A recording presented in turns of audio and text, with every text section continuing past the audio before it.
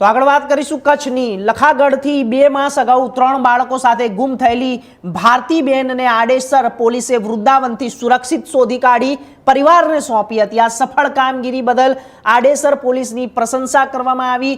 પૂર્વ કચ્છ એસીપી સાગર બાગમાર, પીઆઈ જેબી આચાર્ય તેમજ આડેસર પોલીસ સ્ટાફનું સન્માન કરવામાં આવ્યું હતું। પોલીસની ઝડપી અને અસરકારક કામગીરીને બિરદાવતા આગેવાનો દ્વારા પોલીસ ટીમનો આભાર વ્યક્ત કરવામાં આવ્યો છે।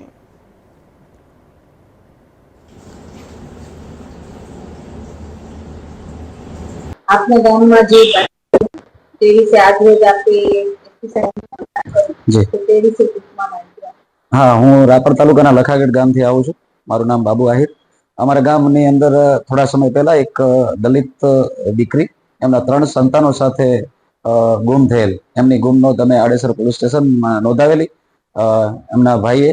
અને ખૂબ સરસ કાર્ય કચ્છ પોલીસ, અમારા એસપી સાહેબ તેમજ અમારા આડેસરના પીઆઈ સાહેબ, આચાર્ય સાહેબ તેમજ એમનો સ્ટાફ ખૂબ સારી મહેનત કરી, ઉમદા કાર્ય કરી। દિવસ રાતની અથાગ મહેનતથી અમારા ગામની આ દીકરીને 3 બાળકો સાથે છેક યુપી વૃંદાવનથી એને શોધી અને એમના પરિવારને સુપ્રત કરેલ છે। એ બદલ અમે પીઆઈ સાહેબ અને